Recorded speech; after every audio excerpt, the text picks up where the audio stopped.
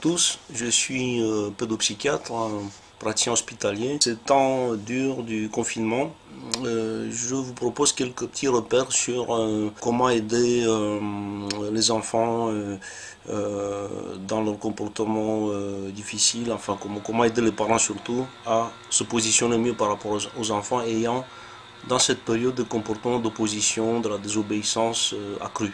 D'abord, deux mots sur la fonction de la désobéissance, de l'opposition. C'est des choses naturelles dont tout enfant a besoin pour s'autonomiser et pour apprendre des choses aussi, curieusement. Il est possible que ces comportements, pendant cette période de confinement, risquent de s'exacerber.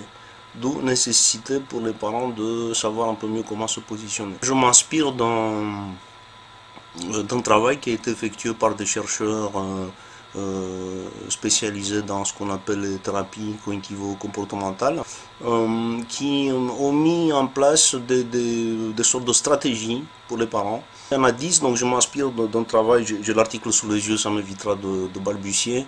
Ces stratégies, donc, c'est déjà des stratégies pour prévenir les comportements d'opposition. Alors, première stratégie, c'est déjà de donner des consignes simples et claires. C'est important que l'enfant comprenne la consigne que vous lui donnez, et il faut donner une consigne à la fois. Pas comme font certains parents, 2, 3, 4 consignes en même temps, que les enfants ne peuvent de toute façon pas écouter, ils ne sont pas équipés pour écouter trop de consignes à la fois. Une consigne après l'autre.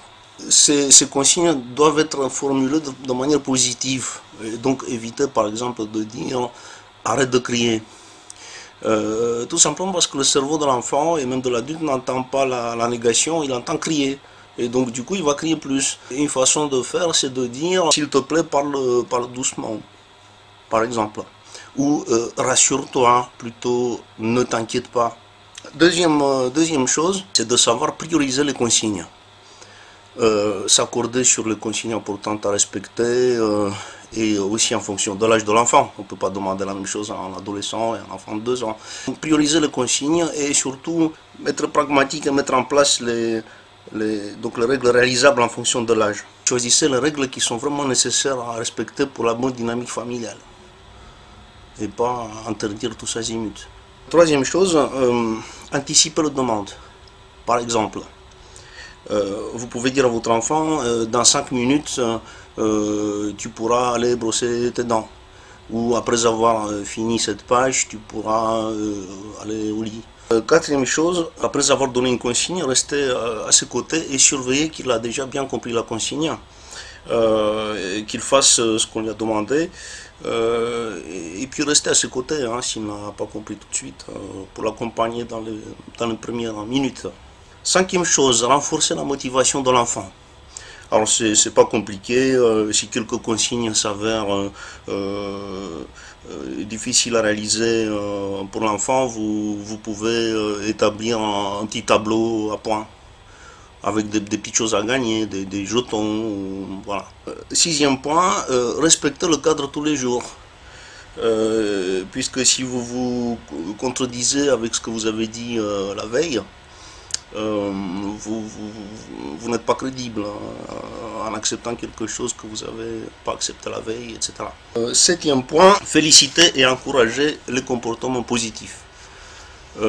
Si votre enfant respecte les règles, félicitez-le. C'est la meilleure façon pour maintenir donc sa motivation à continuer à aller dans ces comportements positifs. Et au fur et à mesure, les consignes seront respectées systématiquement, elles deviendront une routine. Huitième point, évitez de vous retrouver en opposition directe avec votre conjoint lorsque vous établissez les règles de vie.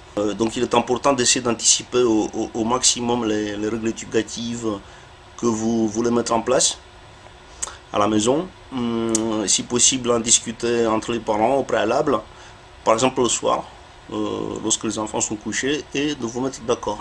Il y a souvent un parent plus strict et un parent plus cool, comme on dit. Essayez de faire un entre-deux, faites confiance à l'autre, Et si cela ne fonctionne pas, il y a toujours possibilité de revoir les consignes. Neuvième point, utiliser l'humour, en sachant qu'avec l'humour, on peut décaler, on peut introduire une légère flexibilité par rapport à la rigidité oppositionnelle de l'enfant. L'humour permet de casser la spirale de l'escalade symétrique, on appelle ça comme ça. Vous pouvez aussi décentrer son attention de l'opposition vers une autre activité. Dixième point, éviter surtout les paroles humiliantes et irrévocables. C'est peut-être le meilleur point, le point le plus important. À la limite, vous pouvez critiquer son comportement en lui disant par exemple « je n'aime pas quand tu manges pas proprement ». Cela permet à l'enfant de comprendre mieux ce qu'il a mis en place comme comportement inacceptable et comment il pourrait s'améliorer. Toutes les paroles qui pourraient humilier ou dénigrer votre enfant, du genre tu es nul, tu ne comprends rien, tu ne comprends jamais rien, tu n'es qu'un idiot, sont vraiment à bannir, puisque cela renforce la mauvaise image qu'a l'enfant lui-même quand il s'oppose d'ailleurs. Et cela peut avoir pour conséquence même de renforcer l'opposition. L'enfant se disant dans sa tête pourquoi écouter des gens qui trouvent que j'écoute jamais et que je suis qu'un imbécile.